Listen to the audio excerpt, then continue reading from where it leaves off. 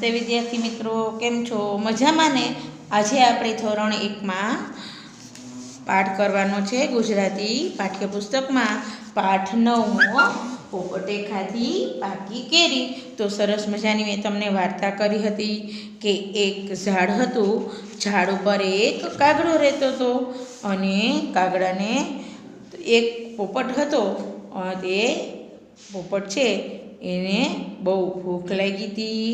તેણે આંબા પર એક સરસ મજાની પાકી કેરી જોઈ. એને તો પાકી કેરી ખાવાની ખૂબ જ મજા પડે, ઈચ્છા થઈ ગઈ. એને વિચાર્યું કે મને તો ખૂબ જ ભૂખ લાગી છે, તો આ ઝાડ ઉપર સરસ મજાની કેરી લટકે છે, તો હું આ કેરી ખાઈ લઉં. ત્યાં તો આંબા પર એક કાગડો રહેતો હતો. એ કાગડો છે એ ઝાડ કોનું હતું? તો એ ઝાડ છે એ કાગડાનું હતું. એટલે એ તો કહે છે કે પોપટને જોઈને કાગડો તો બૂમો પાડવા માંડ્યો કે આ ઝાડ તો મારું છે. એ કે એમ તારું ઝાડ આ નથી, ભાગી જા પોપટ, ભાગી જા. આવી રીતે કાગડાને કહે છે. તો કાગડો તો છે કાં કાં કાં કરી અને પોપટનું કહે છે કે કાગડોથી કાગડો તો પોપટ ખૂબ જ ગભરાઈ ગયો અને પોપટ તો ઉડી અને એક છાપરા ઉપર બેસી જાય છે. એને તો આ કાગડાનો અવાજ ગમતો નથી, કારણ કે કાગડાનો અવાજ છે કેવો હોય છે?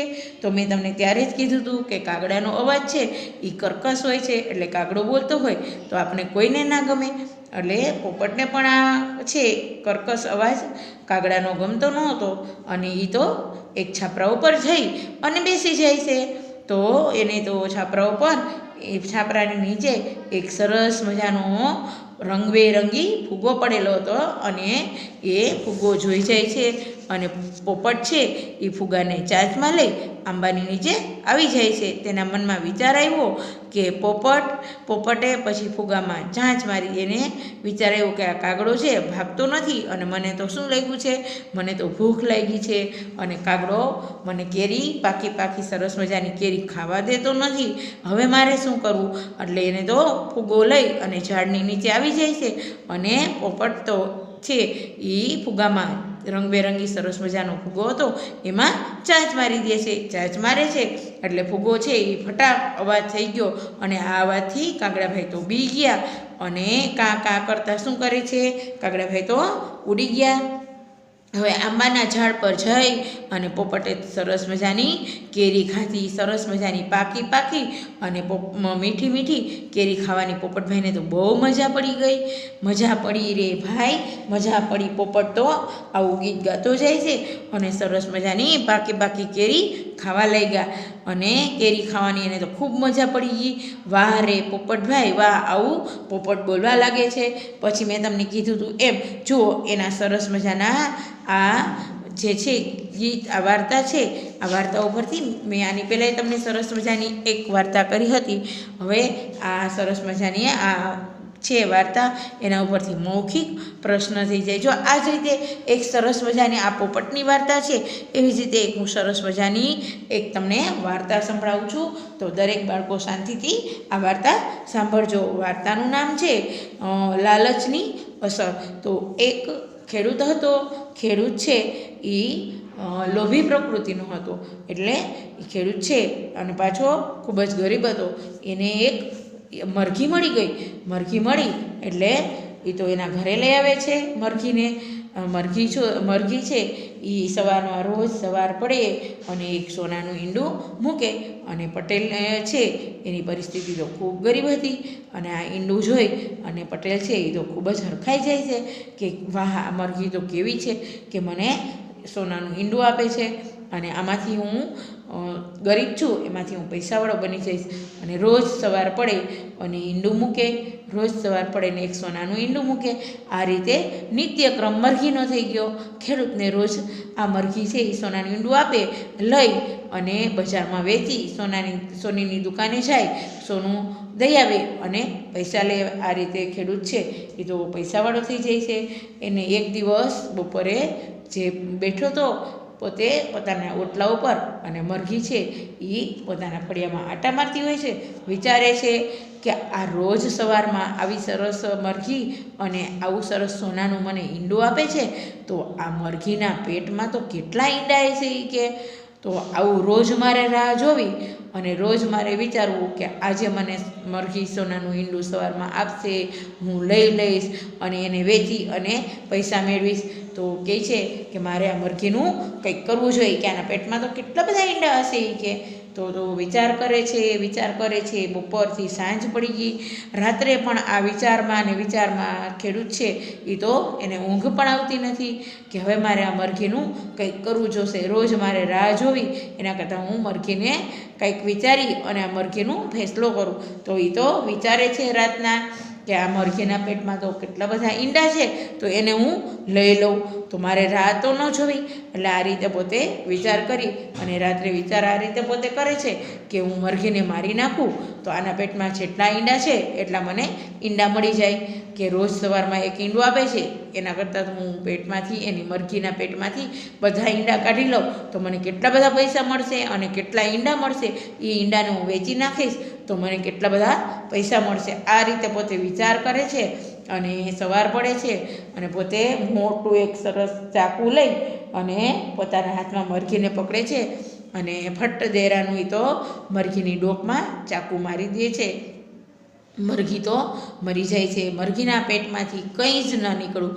મરઘીના પેટમાં માંસ અને લોહીથી નદીઓ વહેવા લાગી અને લોહી ટપક ટપક ટપક થવા લાગ્યું. માંસ છે એના કટકા પણ પડવા લાગ્યા. ખેડૂત છે એ તો રોવે છે, તો ઓટે બેસી અને રોવા લાગ્યો. તો રોતા અવાજ સાંભળી અને ખેડૂતની પત્ની આવે છે. એ પૂછે છે કે અરે રે અત્યારમાં તમે શું અવાજ કરો છો, શું કામે રોવો છો, શું થયું? તો પોતે જુએ છે, બહાર આવે છે તો એના હાથમાં એક હાથમાં ચાકુ હોય છે અને બીજા હાથમાં મરેલી મરઘી હોય છે. તો કહે છે કે અરે રે તમે આ શું કર્યું? એ કે તો કે તમે મરઘીને મારી નાખી.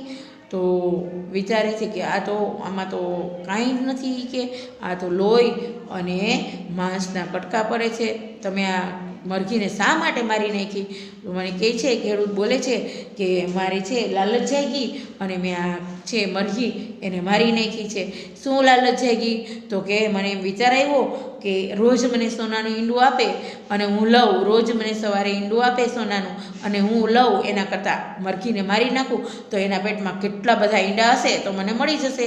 આ રીતે મેં વિચાર કરી અને મરઘીને મારી નાખી. પછી તો મરઘીના પેટમાંથી કાંઈ ન નીકળ્યું.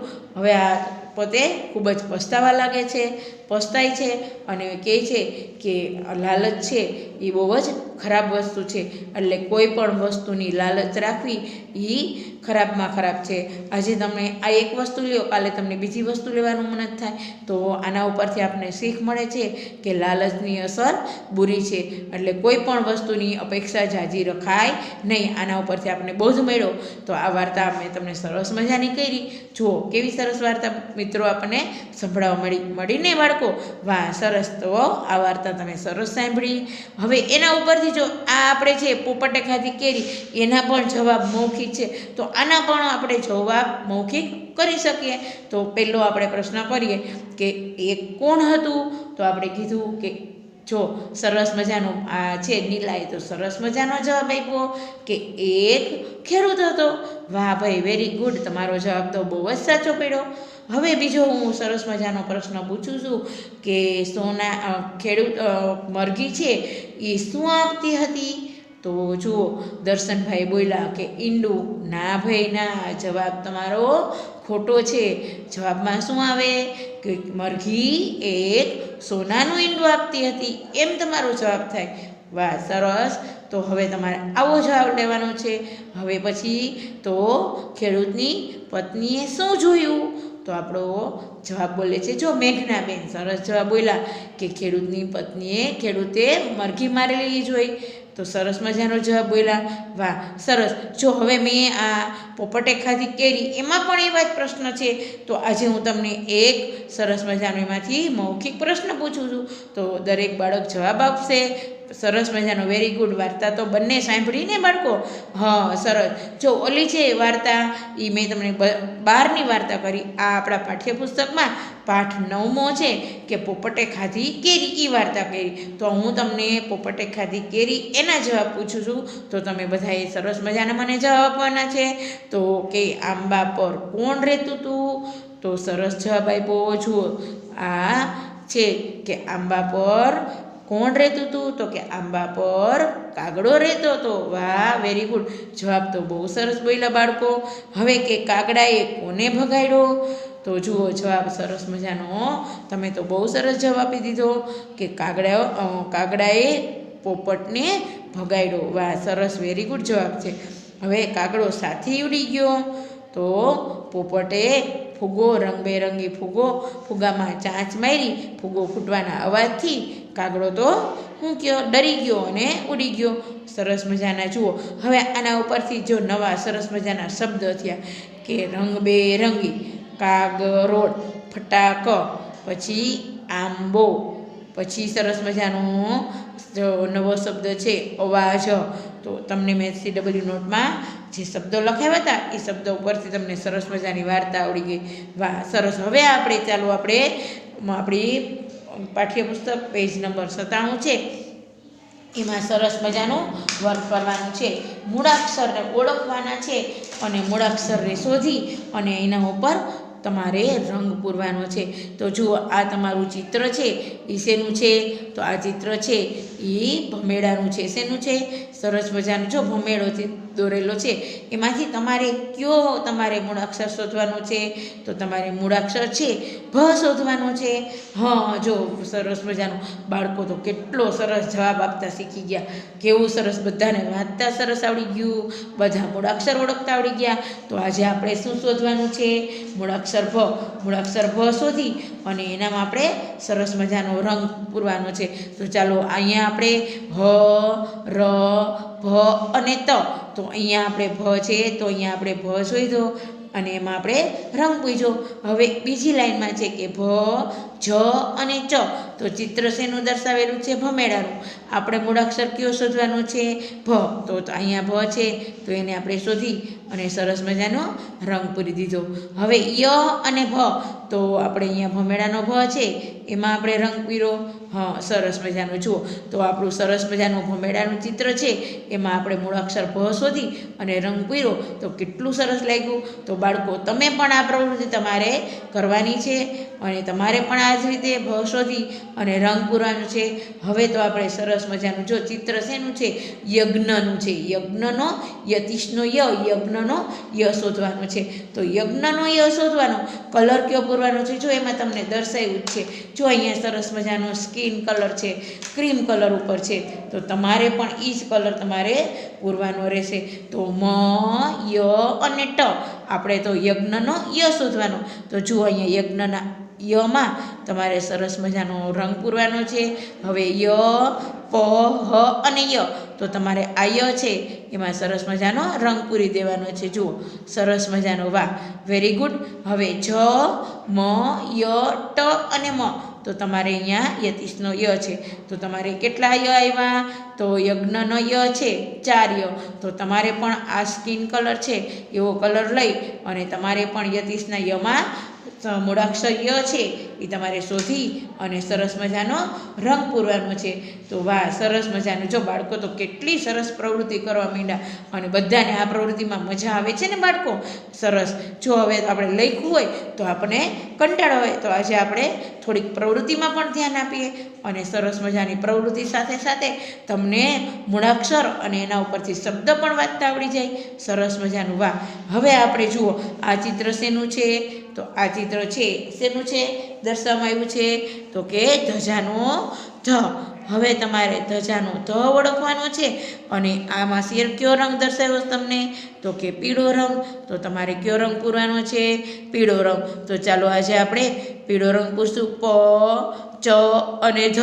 તો અહીંયા આપણે ધજાનો ધ આવ્યો. આપણે અહીંયા ધજાના ધમાં રંગ પૂરશું.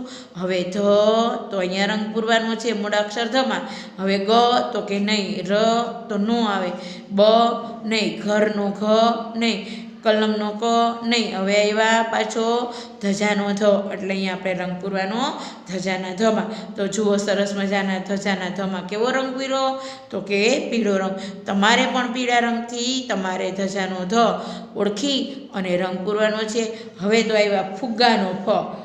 ફ ફુગાનો ફ એમાં તમારે કયો રંગ પૂરવાનો છે? તો એમાં સરસ મજાનો તમારે આછો લીલો કલર કરવાનો છે. તો તમારે પહેલાં તો સરસ મજાનો લીલો રંગ લઈ લેવાનો છે અને એમાં તમારે કયો રંગ કરવાનો? સરસ મજાનો કયો મૂળાક્ષર ગોતશો? તો એમાં તમારે મૂળાક્ષર છે ફુગાનો ફ. તો આ કયો છે? તો કે ઉત્તરણ 9 એમાં કરવાનું નહીં. તલવારનો ત એમાં પણ નહીં. ટમેટાનો ટ એમાં પણ નહીં. હવે આવ્યો ફુગાનો ફ. તો અહીંયા તમારે રંગ પૂરવાનો. જુઓ સરસ મજાનો દર્શાવ્યો. પછી એની ઉપર જ ફુગાનો ફ છે તો એ તમારે મૂળાક્ષર કરવાનો. રંગ પૂરીને તમારે મૂળાક્ષર બતાવી દેવાનું. હવે ટ તો તમારે ટમાં નહીં કરવાનો. ચકલીનો ચ એમાં પણ નહીં. ક કલમના ક એમાં પણ નહીં. ફરીથી આવ્યો ફુગાનો ફ. તો અહીંયા તમારે રંગ પૂરી અને મૂળાક્ષર ફ છે એ તમારે શોધવાનો છે. તો સરસ મજાનું જુઓ કેટલું સરસ તમારું વર્ક થઈ ગયું અને તમને મૂળાક્ષર પણ ગોતતા આવડી ગયા. સરસ. હવે આના ઉપરથી આપણે કરીએ કે ભ મ ર ડો. તો સરસ મજાનું તમને વાંચતા આવડી ગયું. હવે આ છે યજ્ઞ. તો યજ્ઞ તો ય છે અને જ્ઞ આપણે લખવાનું. હવે ધજા તો જો ધ તો છે. હવે જેને કાનો જા મૂળાક્ષર લખી લેવાનું સરસ. પછી ફુગ્ગો તો આ તો સરસ મજાનો કયો શબ્દ થઈ ગયો? સરસ મજાનો જોડિયો શબ્દ થઈ ગયો ફુગ્ગો. પછી એ જ રીતે હવે તમારે અહીંયા કરવાનું છે. અહીંયા સરસ મજાનો પોપટ છે એને તમારે રંગ પૂરી અને તમારે દર્શાવવાનો છે. તો તમારું આ HWમાં તમારું વર્ક કરવાનું છે. પોપટનું ચિત્ર છે એમાં સરસ મજાનો જો મેં તમને રંગ પૂરીને બતાવ્યું છે. આ જ રીતે તમારે પોપટનું ચિત્ર દોરેલું છે એમાં સરસ મજાનો રંગ પૂરી લેવાનો છે. હવે ફરીથી આપણે નેક્સ્ટ વિડીયોમાં મળશું. ત્યારે આપણે પેજ નંબર 102માં ભમેડાનો ભ, યતીશનો ય, ધજાનો ધ અને ફટાકડાના ફ છે એ તમારે એમાં સરસ મજાના રંગ પૂરવાના છે. નમસ્તે મિત્રો, ફરીથી નેક્સ્ટ વિડીયોમાં મળશું ત્યારે આપણે નવા પાઠ સાથે મળીશું.